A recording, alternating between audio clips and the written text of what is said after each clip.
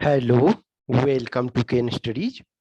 CAPF AC 2021 के candidates का questions Curie जो भी डाउट्स है वो इसमें मैं कुछ क्लियर कर रहा हूँ।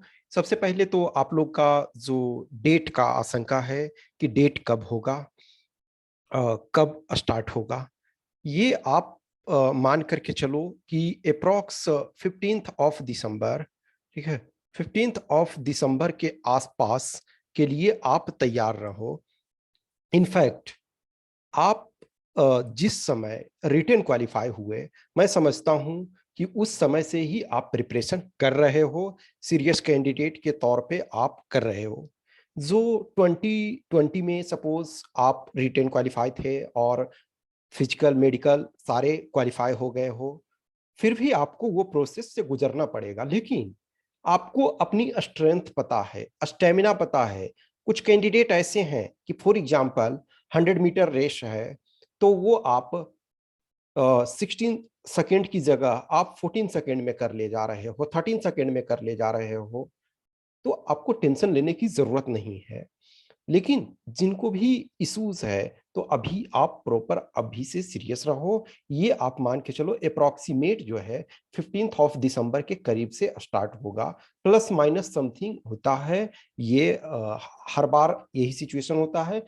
अभी हाँ, ये है कि 2020 का अभी तक चीजें क्लियर नहीं हुआ, इनफैक्ट 2019 का भी क्लियर नहीं हुआ। लेकिन लास्ट हम कपल ऑफ ईयर से यदि देखते हैं, तो जनरली यही होता है कि रिटेन का रिजल्ट आने के बाद आपके करीब 2 महीने के आसपास में, 2 महीने के करीब में स्टार्ट हो जाता है फिजिकल। कुछ टाइम में ऐसा भी हुआ है कि रिजल्ट रिटेन का लेट से आया, लेकिन 1.5 महीने के अंदर में ही करवा लिए, ये सिचुएशन भी हुआ है। लेकिन आज के डेट में जनरली जो है 2 मंथ्स के आसपास का टाइम मिलता है। तो 15 दिसंबर के करीब के लिए आप डेट के पॉइंट ऑफ व्यू से तैयार रहो।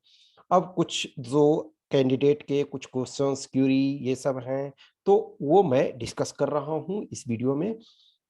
ये आप ऑलरेडी जानते हो कि फिजिकल जो इफिशियंसी टेस्ट है, आपका जो स्टैंडर्ड टेस्ट है, स्टैंडर्ड टेस्ट में क्या है, आपका जो हाइट होना चाहिए, कितना होना चाहिए, चेस्ट आपका है, चेस्ट एक्सपेंशन करोगे वो मेल के लिए है, फीमेल के लिए हाइट है। और वो वेट वेट यदि इनका ज़्यादा कम है, तो वो उसके लिए टाइम मिलता है, उसके लिए आउटराइटली रिजेक्ट नहीं किया जाता। लेकिन ये इवेंट्स जो हैं उसमें जो PST है, फिजिकल स्टैंडर्ड टेस्ट में, ये दो चीज, यदि मेल आप हो तो हाइट आपकी, हाइट में आउटराइटली आपको रिजेक्ट कर दिया जाता है। चेस्ट वाले में थोड़ा सा उस समय ही टाइम आपको देते हैं कि एक्सपेंशन नहीं हो रहा है, तो आपको री टाइम देते हैं कि ऐसा नहीं है एक बार दो बार। जैसे 100 मीटर रेस किए आप, एक बार डिस्क्वालीफाई हो गए तो आप डिस्क्वालीफाई हो गए, नहीं अभी आप बोलोगे आप कि सर एक राउंड और दौड़ाइए, नहीं। लेकिन यदि चेस्ट एक्सपेंशन में आपका 5 सेंटीमीटर मिनिमम एक्सपेंशन खोज रहा है, यदि फॉर टाइम बीइंग आप एक्सपेंड उस समय नहीं कर पा रहे हो, तो वो वहां जो और होंगे उस्ताद वगैरह टाइप के जो होंगे, सब इंस्पेक्टर होंगे और या हेड कांस्टेबल होंगे, ये सब वो आपको टिप्स देंगे या फिर बोलेंगे कि अपने बैचमेट से इनको सिखाइए थोड़ा कैसे एक्सपेंड करना है या जो भी है। तो उसमें थोड़ा सा रिलैक्सेशन देते हैं।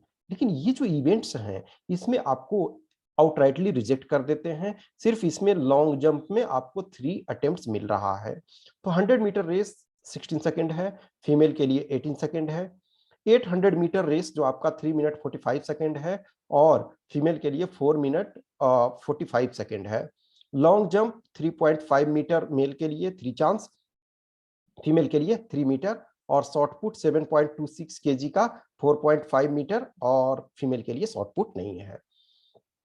अब देखो, जो 16 सेकेंड है, हम यदि रिकॉर्ड यदि देखते हैं, हम वर्ल्ड रिकॉर्ड पे नहीं जाएंगे, इंडियन रिकॉर्ड पे यदि जाते हैं, इंडियन रिकॉर्ड पे हम जाते हैं, तो 10.26 सेकेंड जो है वो मेल के लिए है, और फीमेल के लिए है आपका 11.17 सेकेंड।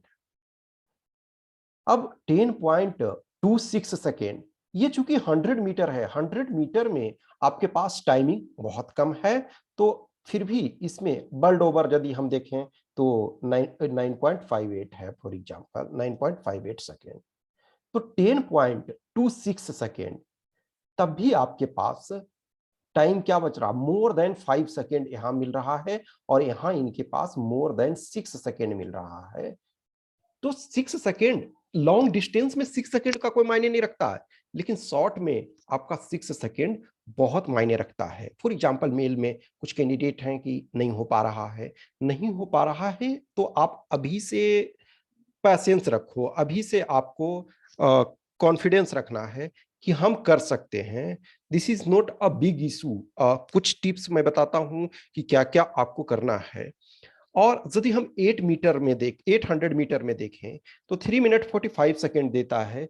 इंडिया का जो एवरेज, ये हाईएस्ट है बेस्ट स्कोर 145.65 सेकेंड, यानी कि आपको एक तरह से ऑलमोस्ट 2 मिनट्स का इसमें सेविंग है। इसमें इनका क्या है, 1 minute 59 second, 59 point something second, यानी कि 2 minute 45।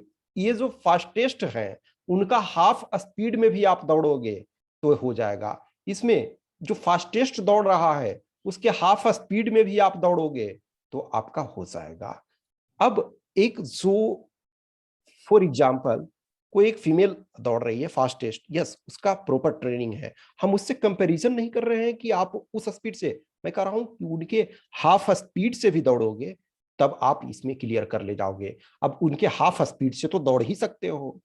Long jump, long jump कहीं ना कहीं जो मैं एक्सपीरियंस कैंडिडेट का देखा हूं, जो अपने फ्रेंड्स बहुत सारे लोगों का, तो जो आप रनिंग फास्ट कर सकते हो तो वो लॉन्ग जंप भी कर सकते हैं। लॉन्ग जंप में और रनिंग कहीं ना कहीं इंटर रिलेटेड है। इंटर रिलेटेड वहां नहीं है जहां आप लाइन को टच कर जाते हो, तो वो तो आपको देखना पड़ेगा। अदरवाइज सिर्फ लाइन को टच यहां नहीं करना है और यहां बॉडी को आगे फेंकना है। ये ध्यान रखना है कि लाइन को यहां ना टच करो जहां से आपको फांदना है, 3 मीटर फीमेल के लिए और 3.5 मीटर मेल के लिए। तो ये लाइन ना टच करो और यहां बॉडी को आगे थ्रो करो। ये टेक्निक है, ये आपका मेन ध्यान रखना है। टेक्निकल फॉल्ट यहां है। और बाकी जो है, यदि आप फास्ट रन कर रहे हो तो आप आराम से कर सकते हो। फास्ट रनिंग कर रहे हो तो बॉडी को आगे थ्रो ज्यादा किया जा सकता है।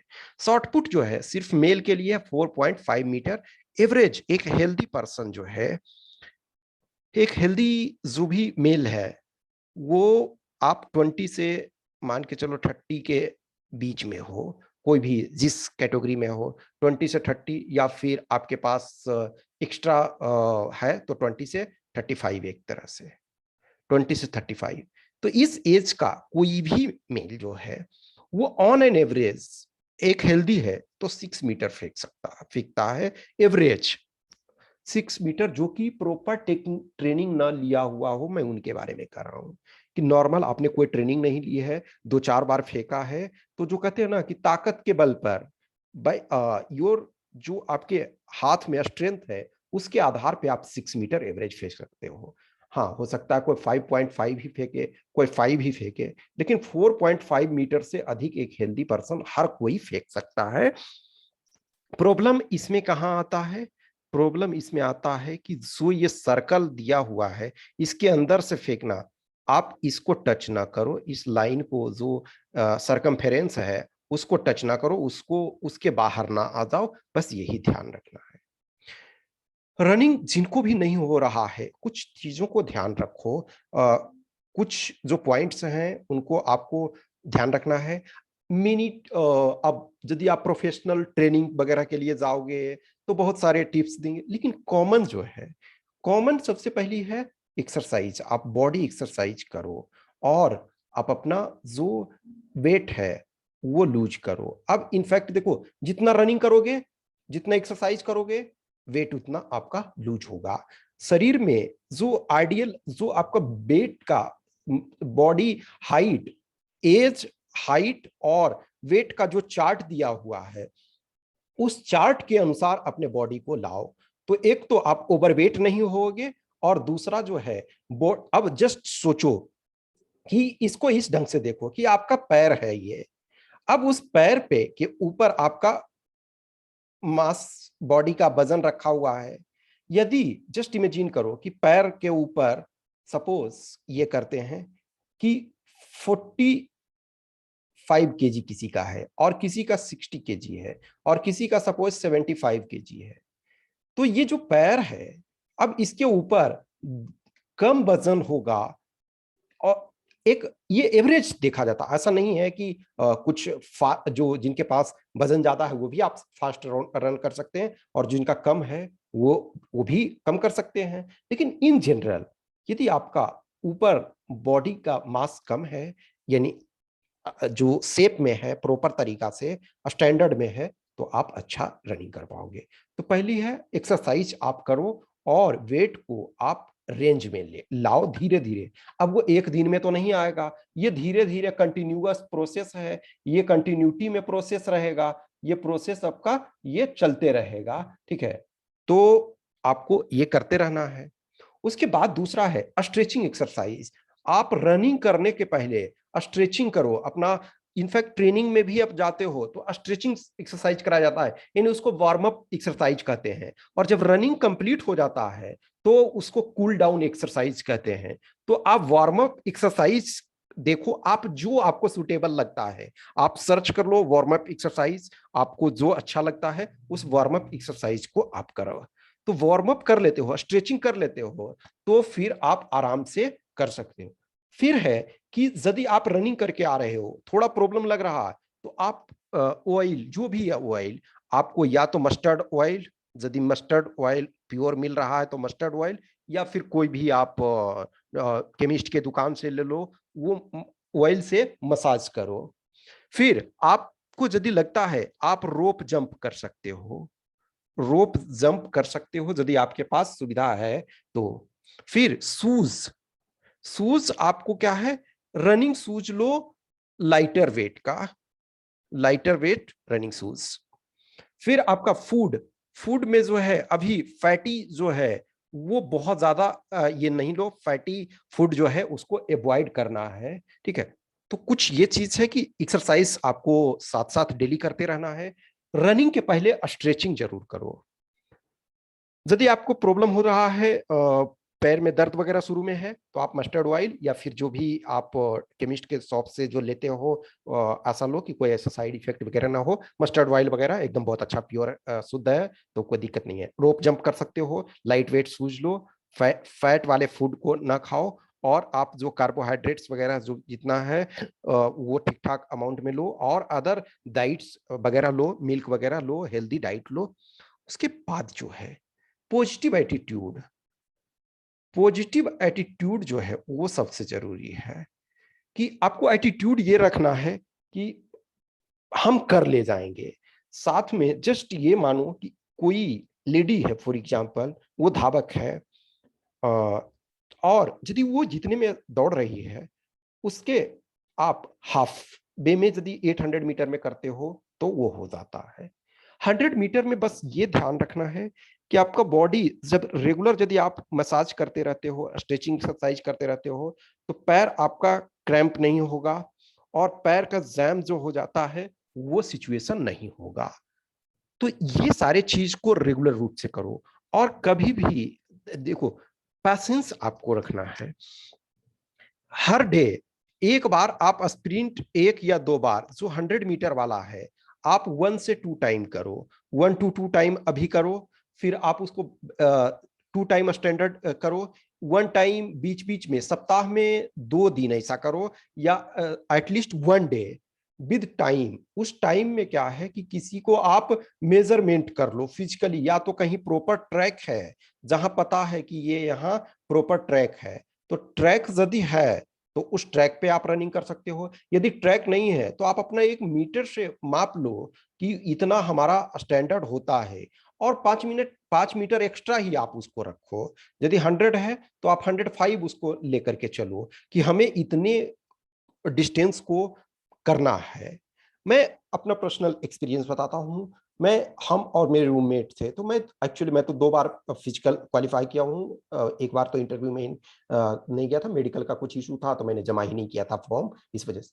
मैं दोनों बार मुझे कोई परेशानी नहीं हुई, और मेरे से स्ट्रॉन्ग मेरा रूममेट था, तो वो थोड़ा ज़्यादा कॉन्शियस रहता था कि कैसे होगा, नहीं होगा, ये वो। मैं रिलैक्स रहता था कि यस, मैं अकेले नहीं दौड़ रहा हूँ, साथ में ग्रुप में होंगे और सब। और जहाँ आपका जॉब की बात होती है, जहाँ ये ध्यान में आता है कि मैं गेस्टेड ऑफिसर बनने वाला हूँ, तो उस चीज़ को आप कर सकते हो। आप हर डे करो, थोड़ा पैर-वैर का मसाज करो, स्ट्रेचिंग एक्सरसाइज करो, बॉडी वेट को लूज़ करो, और जो लॉन्ग जंप है, आप अधिक ये फास्ट रन करोगे, बॉडी को आगे आप फेंक सकते हो, तो बॉडी को आगे फेंकने का करो, कोशिश करो। और प्रॉपर जो आप लॉन्ग जंप कर रहे हो, तो लॉन्ग जंप में क्या है कि वो जमीन जो होना चाहिए सॉफ्ट होना चाहिए, खुदा हुआ जमीन होना चाहिए, प्लाव किया हुआ, ठीक है ना, वो खुदा होना चाहिए। तो वो या तो आपको मेजोरिटी ऑफ पार्क, जो बड़े पार्क होते हैं, वहां सुविधा होती है। यदि नहीं है तो आप कहीं भी देख लो, नहीं कुछ होता है तो किसी स्टेडियम में। जिनको डाउटफुल लगता है बहुत ज्यादा कि हमें प्रॉपर ट्रेनिंग की जरूरत है, तो आप किसी स्टेडियम में चले जाओ, वहां आपको प्रॉपर ट्रेनर जो होंगे कुछ पैसे ले करके आपको टिप्स वगैरह दे देंगे, कुछ और प्रैक्टिस भी करवा देंगे।